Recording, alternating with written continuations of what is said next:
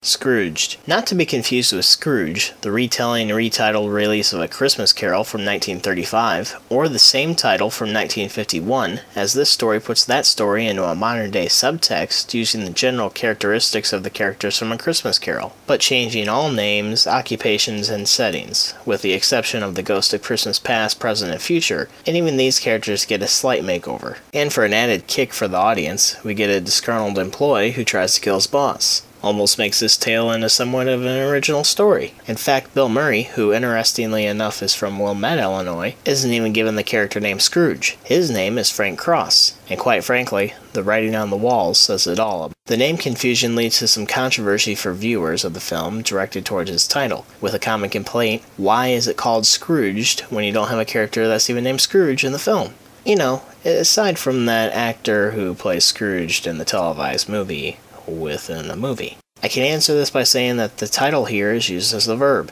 So let's dive into the story. Frank Cross is the head of IBC, a network which we can assume is a parody on NBC. Here on IBC, you'll love it. And when the movie starts, it's accompanied by a very haunting anthem. This la la la la la la la la la can make you go crazy listening to it. In fact, take the time right now to just sit back, close your eyes, and listen to it.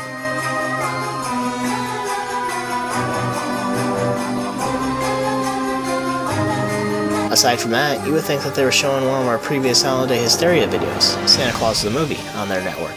But nope, they add the $6 Million Man and call it The Night the Reindeer Died. An interesting way to start the film, but probably director Richard Donner's subtle way of saying, this isn't your typical Christmas Carol. So Cross and his executives are starting the film previewing new promos for their network, of which Scrooge is one of the shows that is set to air live on Christmas Eve. Live via satellite from New York, Bethlehem, Helsinki, West Berlin, and the Great Barrier Reef, Charles Dickens' immortal Christmas classic, Scrooge.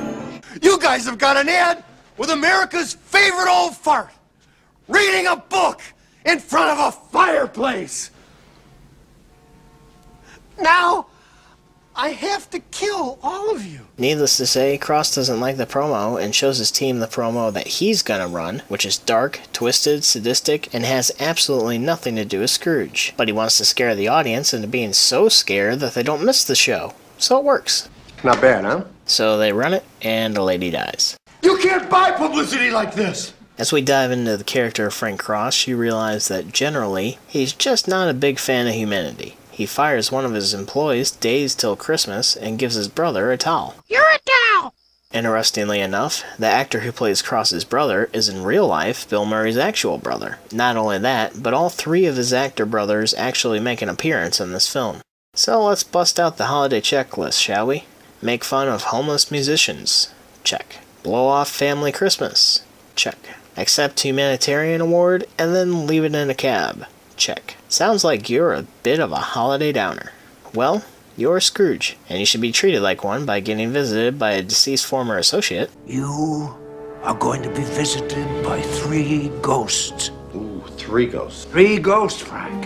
And that's exactly what happens, except all the ghosts are now modernized. Like the ghost of Christmas past drives a taxi cab, the ghost of Christmas present is sort of strange wearing a fairy costume. Don't know what that's all about. And the Ghost of Christmas Future has some tricks up his robe as well. Mainly special effects, but nevertheless, scarier than the original. It's also interesting to see some of the quirky subliminal sponsorships they toss into the viewers during the final moments of the film. Earlier in the movie they do a quick plug for Bacardi, and then later we see Tab. But like here, Nike? Okay, I suppose I understand that, but then Coke? Toys R Us? And then this scene. Black & Decker? Like, that's the only reason they cut to that in that movie, so you can see the Black & Decker logo. It's just one of the most head-scratchingly confusing shots in the entire movie. It goes from a big song and dance to the finale to, oh, gotta show this person with the Black & Decker. That had to have been paid for. Otherwise, it's just perhaps one of the weirdest edits in cinematic history. Anyway, the story does a great job of updating the classic and putting it into a modern-day setting. They do so in such a way that it really makes this its own holiday classic and rather should be considered such, and not just another remake retelling of A Christmas Story.